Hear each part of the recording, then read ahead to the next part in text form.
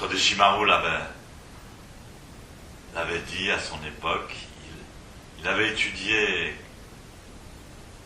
il avait créé un livre qui s'appelait Zen et cerveau, avec le docteur Paul Chauchard. Et il avait compris que dans un futur assez proche, on pourra exprimer beaucoup plus précisément la conscience du zazen, conscience du Bouddha. Le zazen et le Bouddha, c'est pareil. De manière plus scientifique. Ça fait des milliers d'années que les pratiquants de zazen essayent d'exprimer cette conscience particulière pendant zazen.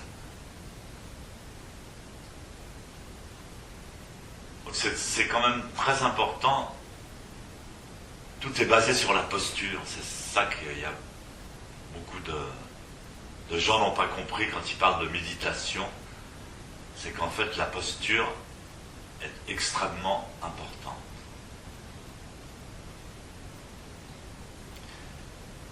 Posture de la colonne vertébrale, tout d'abord. Et posture de la tête.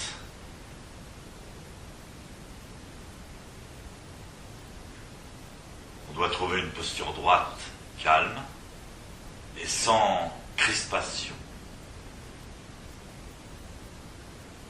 C'est pour ça que les corrections de posture doivent être faites très exactement dans le dojo, et qu'on doit les suivre. Ça nous aide à trouver un point de référence, surtout pour la position de la tête qui va avoir tendance à aller en avant ou en arrière. Donc on explique qu'il faut tendre la nuque, étirer la nuque, ouvrir la partie postérieure du crâne. Le fait d'étirer la nuque réveille les fonctionnalités du cerveau reptilien, en anglais cerebellum. En fait, cette partie du cerveau est très diminuée dans la civilisation moderne, où en fait on a une posture de la nuque en général très faible. On est trop concentré sur le cerveau frontal.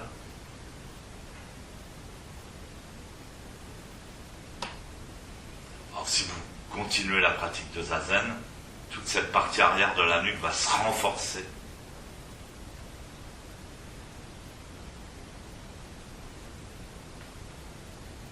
Et donc cette conscience de la nuque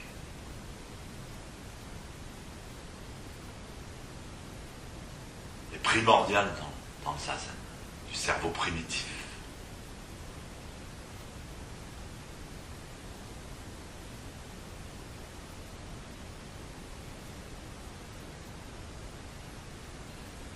Donc alors ce que les anciens décrivaient dans des poèmes ou dans des sutras ou dans des discussions avec leurs disciples prenaient justement tout à fait en compte la conscience primitive, préhistorique du cerveau reptilien.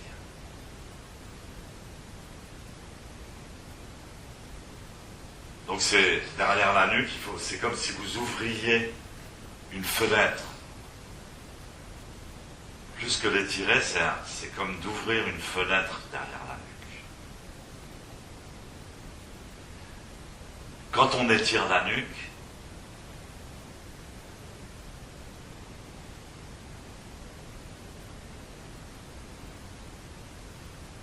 la tête va avoir tendance à se pencher en avant. Donc il faut aussi ouvrir une autre fenêtre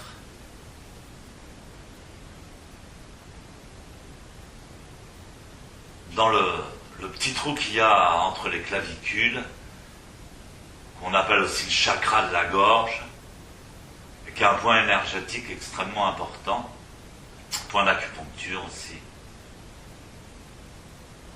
qui permet de dégager le haut des poumons. Et donc là aussi, il y a une fenêtre qu'il faut pas fermer, qu'il faut ouvrir. Donc vous avez des forces et des mouvements contradictoires, rien que dans la posture de la tête. On vous dit étirez la nuque, ouvrez le cerveau primitif, mais ouvrez la gorge, ouvrez le chakra de la gorge.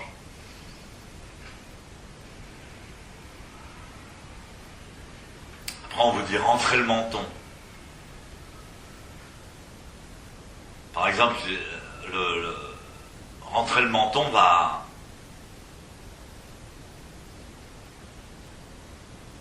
ralentir et réguler l'activité du cerveau frontal.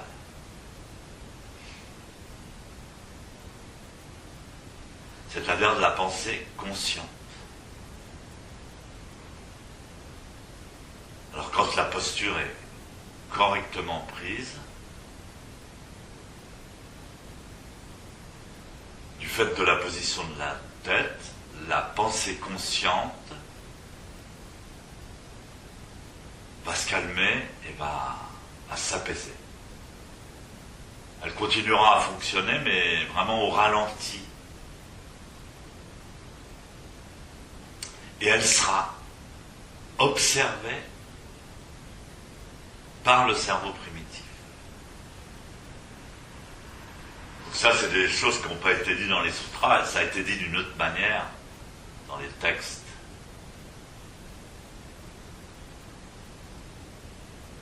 Par exemple, dans Maître Dogen dit penser du très... Enfin, c'est un maître chinois qui l'a dit avant, mais Maître Dogen répète cette phrase, penser du tréfond de la non-pensée.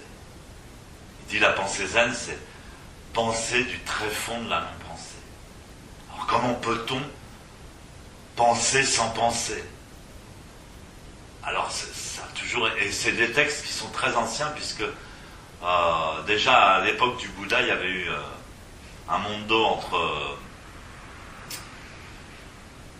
je crois que c'est Subhuti et Manjusri, dans les sutras anciens, dans la Prajnaparamita, quelque chose comme ça, où déjà il parlait de la pensée sans penser. Donc alors, ça paraît vraiment étrange, mais quand on connaît le fonctionnement du cerveau, c'est simplement la mise en connexion par la posture de Zazen et par la position de la tête, du cerveau primitif qui se trouve à l'arrière du crâne et du cerveau frontal qui se trouve sur le front, l'avant du crâne. Donc on pense avec le cerveau frontal, c'est notre pensée ordinaire, et cette pensée est observée à partir du cerveau primitif. Donc scientifiquement, c'est très facile à expliquer.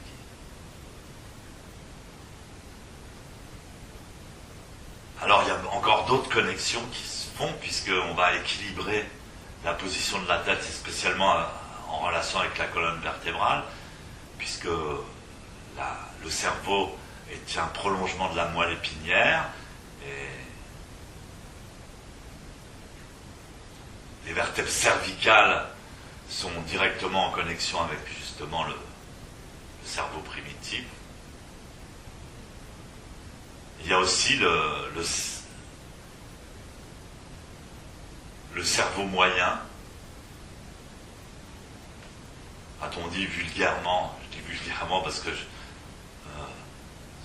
ce sont des notions simples, mais on a le cerveau primitif, le cerveau profond. On a le cerveau moyen et on a le cerveau, le cortex, c'est-à-dire la couche extérieure.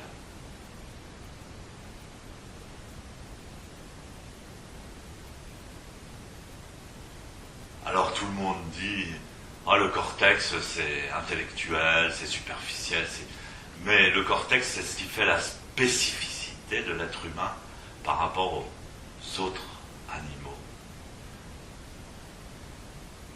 Donc c'est un cerveau moderne.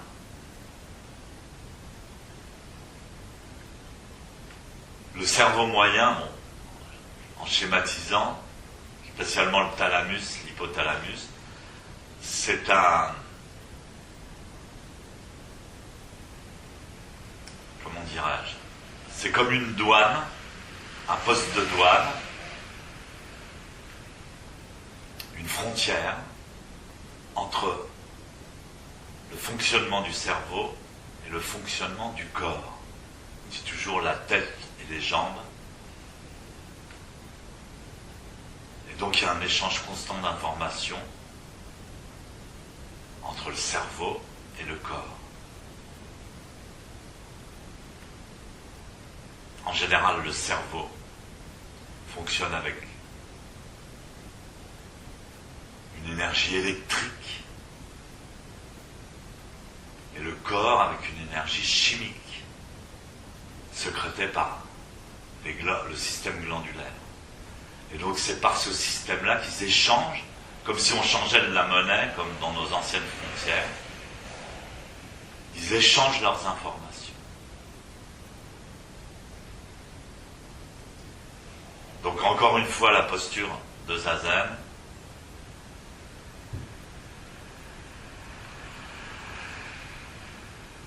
Spécialement en relation entre la colonne vertébrale qui va plonger directement dans le cerveau. La communication entre le corps et l'esprit va être optimale.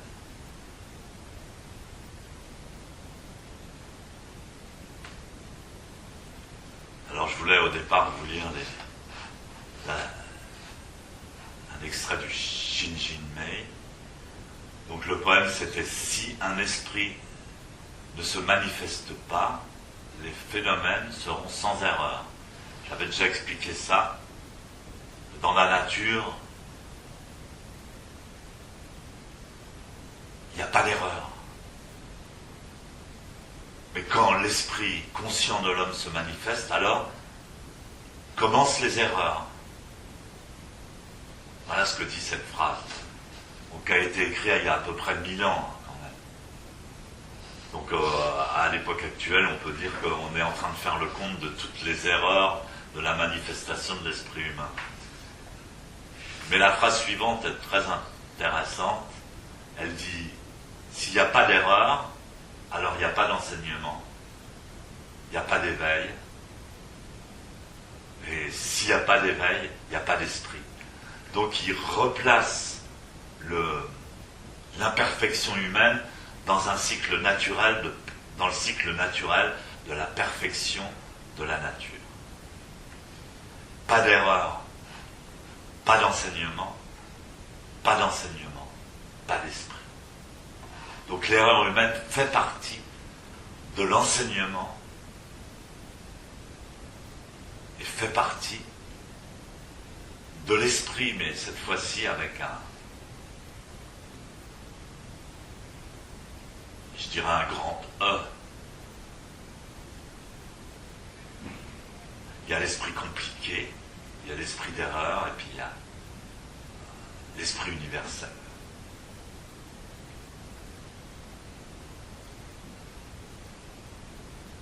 Qui lui est en harmonie avec la nature.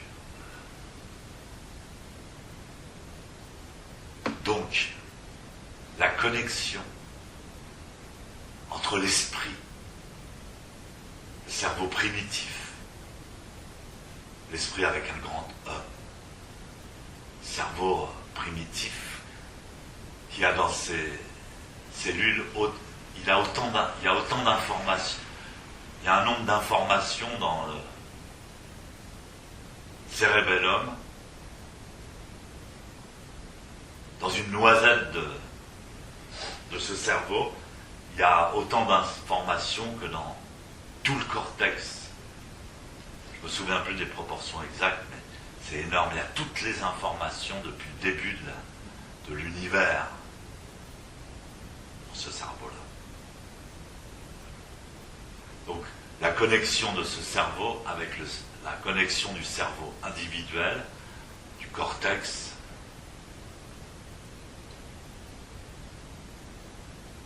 c'est le phénomène d'enseignement qui se passe pendant le zazen.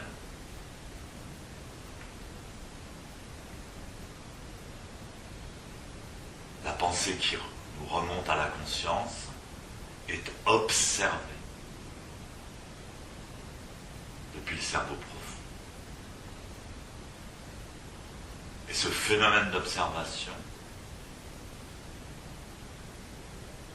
est l'essence du zazen. Ce phénomène d'observation transforme l'erreur en enseignement, ou l'imperfection humaine en enseignement. C'est très encourageant. On dit tout le temps, ouais, c'est la fin du monde, on ne trouvera jamais les solutions à la destruction qu'a engendré l'être humain, mais à l'intérieur de nous-mêmes existe déjà donc cette potentialité de transformer l'erreur